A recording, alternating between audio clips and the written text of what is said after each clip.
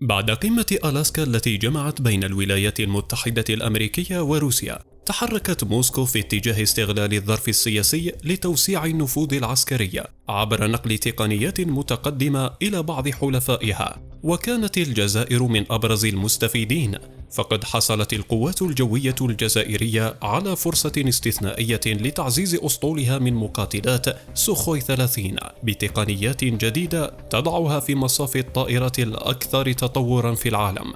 هذه الخطوة لم تكن مجرد تحديث تقني، بل كانت بمثابة نقلة استراتيجية حقيقية، إذ تضمنت محركات ومنظومات إلكترونية ورادارات توازي أو تتفوق على تلك المستخدمة في المقاتلات الأمريكية من الجيل الخامس. المقاتلات الجزائرية من طراز سوخوي 30 لم تعد على حالها السابق، بل جرى إدماج محركات من فئة LFE التي تمنح سوخوي 35 تفوقها الشهير، وهي محركات تعادل في قدراتها محرك F-22 رابتور الأمريكية. إدخال هذا المحرك يعني أن الطائرة الجزائرية باتت تمتلك قوة دفع تجعلها قادرة على المناورة والعمل في ظروف جوية معقدة بنفس كفاءة الطائرات الأمريكية الأكثر تقدماً. إلى جانب ذلك، أضيفت منظومة رادار ثلاثي الأبعاد تتجاوز ب3 أضعاف قدرات الرادار الأمريكي ANNPG-81 الذي تعتمد عليه F-22 و F-35، ما يمنح الجزائر قدرة استثنائية على الرصد البعيد وتحديد الأهداف بدقة فائقة. الأمر لا يقف عند المحركات والرادارات، بل إن الجزائر حصلت على حزمة متكاملة تشمل أنظمة ملاحة متطورة ووسائل توجيه عبر الأقمار الصناعية ومنظومات قتال جو فضائية، وهو ما يجعل من قوتها الجوية قوة قادرة على العمل خارج نطاق القدرات التقليدية. التقديرات الروسية تحدثت عن مضاعفة قدرات سوخوي 30 الجزائرية بما يعادل 3 أضعاف مقارنة بالنسخ السابقة، وهو ما يعني عملياً إن الطائرة أصبحت توازي في إمكاناتها التقنية F-22 الأمريكية. التحول الأهم أن هذه النسخة المطورة باتت تعرف باسم سوخوي 30 SMN-2، وهي تمثل جيلاً جديداً بعد الحقبة السوفيتية، وتندرج ضمن برنامج يهدف لتحويل القوات الجوية الجزائرية إلى قوى جو فضائية بشكل رسمي. هذا التوصيف ليس رمزياً، بل يعكس نقلة نوعية في طبيعة التسليح، إذ أن الطائرة الجزائرية باتت قادرة على تنفيذ عمليات تعتمد على دمج الفضاء في المعركة الجوية، سواء من خلال التوجيه بالأقمار الصناعية أو عبر أنظمة الاستطلاع المتقدمة. التقارير العسكرية أوضحت أيضاً أن قدرات المحرك الجديدة ترفع الأداء بما يعادل 4 أضعاف مقارنة بمحركات الجيل السابق، وهو ما يضع الجزائر في موقع متقدم جداً.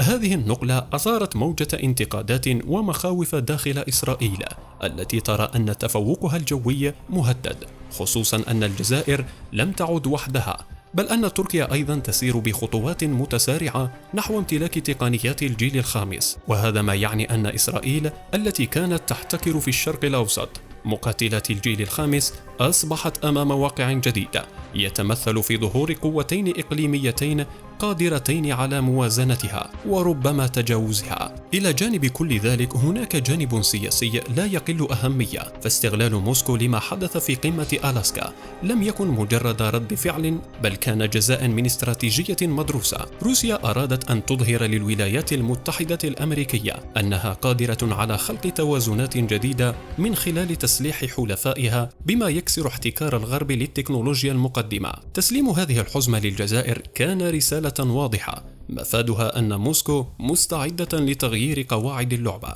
إذ اقتضت مصالحها ذلك، فالجزائر بالنسبة لروسيا ليس مجرد زبون للسلاح، بل هي شريك استراتيجي في شمال إفريقيا والبحر المتوسط.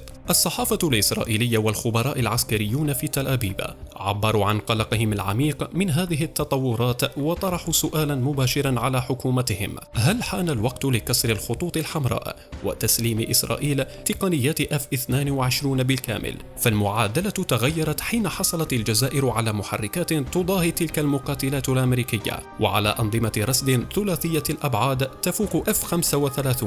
إسرائيل تعلم أن بعض التقنيات F-22 مدمجة بالفعل في أسطولها من F-35، لكنها تدرك أن المحرك وأنظمة الرؤية ما بعد الأفق ما تزال محجوبة عنها، بينما أصبحت متاحة الآن للجزائر. الخطوة الروسية لم تشمل الجزائر فقط، بل أيضا بيلاروسيا التي حصلت على تقنية مشابهة، لكن الجزائر حظيت بامتياز خاص حيث جرى تسليمها حزمة أوسع وأشمل من القدرات. رئيس أركان الجيش البيلاروسي العقيد أندري راشكاف تحدث بإسهاب عن هذا التطوير، وأكد أن ما حصلت عليه الجزائر وبيلاروسيا يضاعف قدرات الرصد والاستطلاع إلى 3 أضعاف، مع تكامل أنظمة الملاحة والتوجيه عبر الفضاء. بعبارة أخرى، فإن المقاتلات الجزائرية لم تعد مجرد طائرات من الجيل الرابع، بل اندمجت في معايير الجيل الخامس الذي يشكل اليوم محور الصراع العسكري العالمي. الصحف المتخصصة مثل ميليتري واتش أشارت إلى أن هذه التطورات توازي ما حصلت عليه تركيا في بعض مجال الرادارات، لكنها أكثر عمقا وشمولا في الحالة الجزائرية. فالجزائر لم تكتفي بتقنية واحدة أو منظومة معينة، بل حصلت على دمج متكامل يشمل المحركات والرادارات وأنظمة الملاحة والتوجيه، ما يجعلها أقرب ما تكون إلى امتلاك مقاتلات الجيل الخامس متكاملة دون الحاجة لشراء طائرة سوخوي 57 كاملة. ومع ذلك فإن روسيا لم تغلق الباب أمام احتمال أن تضيف الجزائر هذه الطائرات أيضا إلى ترسانتها في المستقبل القريب. الأثر المباشر لكل هذه التحولات أن منطقة مقبلة على سباق تسلح جديد محوره التفوق الجوي والقدرات الفضائية. الجزائر دخلت بقوة إلى هذا السباق ونجحت في الحصول على ما لم تتمكن إسرائيل نفسها من انتزاعه من الولايات المتحدة، وهذا ما يطرح تساؤلات جديدة حول توازن القوى في شرق المتوسط وشمال إفريقيا، وحول طبيعة الصراعات المقبلة. فحين تمتلك الجزائر مقاتلات بقدرات تتجاوز F-35 يصبح من الصعب على أي طرف إقليمي أن يتجاهل هذا الواقع أو يتعامل معه بخفة. من زاوية أخرى لا يمكن فصل هذه الصفقة عن السياسة الدولية، فروسيا التي تواجه حصارا غربيا واسعا وجدت في الجزائر فرصة لإثبات أن نفوذها ما زال قويا وأنها قادرة على كسر الطوق عبر تصدير التكنولوجيا المتقدمة. أما الجزائر فقد استثمرت اللحظة بأفضل طريقة، فحصلت على قدرات لم يكن أحد يتوقع أن تمنح لدولة خارج النادي القوى الكبرى. هذه الخطوة تعني أن الجزائر لم تعد مجرد قوة إقليمية تعتمد على موقعها الجغرافي وثرواتها الطبيعية، بل أصبحت أيضا لاعبا عسكريا يحسب له ألف حساب. الرسالة خرجت من كل ذلك واضحة: الجزائر اليوم ليست كما كانت بالأمس، أسطولها الجوي بات أقرب ما يكون إلى الجيل الخامس، ورادارتها ومحركاتها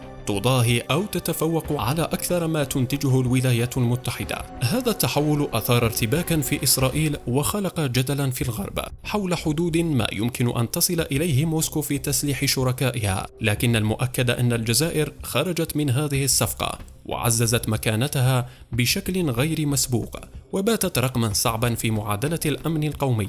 فهل ستكون النقلة بداية مرحلة جديدة تغير شكل ميزان القوى في المنطقة؟ وهل ستسمح الولايات المتحدة لإسرائيل بالحصول على كل أسرار F-22 لتعويض الفجوة، أم أن الجزائر ستظل الدولة الوحيدة في المنطقة التي تمتلك هذه القدرات النوعية الفائقة؟ وهل سيدفع هذا التحول إلى سباق تسلح أشد بين القوى الإقليمية، أم سيكون بداية لتوازن يفرض نوعا ما من الاستقرار؟